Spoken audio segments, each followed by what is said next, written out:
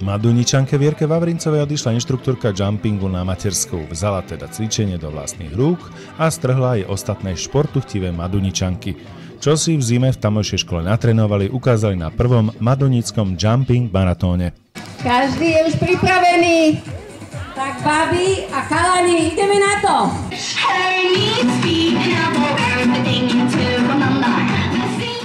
Tu nie sú víťazi a porazení, tu sme všetci víťazi. Ten dáv strhne vždy, aj keď už nevládzete, tak stále idete ďalej až do konca.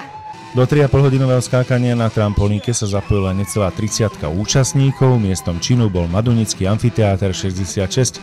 Ten je tiež tradičným centrom známych cibuľových slávností. Usmievam sa, lebo mám radosť, je tu príjemná atmosféra, vidím mladých ľudí cvičiť a som spokojná, že aj my sme mohli prispieť takým maličkým dielikom, voľnou telocvičňou pre cvičenkyne.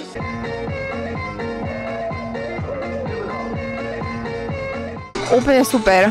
Je to perfektná atmosféra. Cvičí sa nám super, lebo nám vyšlo slniečko. Myslím si, že toto bude pre Madunice veľký zážitok. Pravidelne tu organizujeme nejaké zábavy, diskotéky. To, že jumping nie vysadol len nežnejších polovičiek, dokazovala táto futbalová dvojka. My už chodíme skákať s nimi od Vianoc, tak sme sa nehali nahovoriť. Je to tu úplne super medzi nimi, pretože sa máme na čo pozerať, počasie nám vyšlo, babi sa potia. Jumping ako dynamické cvičenie s vlastnou váhou na špeciálnych trampolínkach, ktoré pozostávajú z konštrukcie s plátnom, gumolanom a medlom, prospieva celému telu. Vitka Zámečníková z Piešťan bola jedným z inštruktorov, ktorí sa v Maduniciach s pauzičkami striedali v polhodinových blokoch. Každý inštruktor skáče ináč, niekto ozaj zapája len tú spodnú časť, ja sa snažím zapájať aj vrchnú časť tela. Ja Jumping Kids, pre detičky spravený a poznám ľudí aj 60-ke, čo aktívne skáču, takže troška rozprdý srdiečko nie je zle, treba láve vyskúšať a prísť na tú atmosféru, čo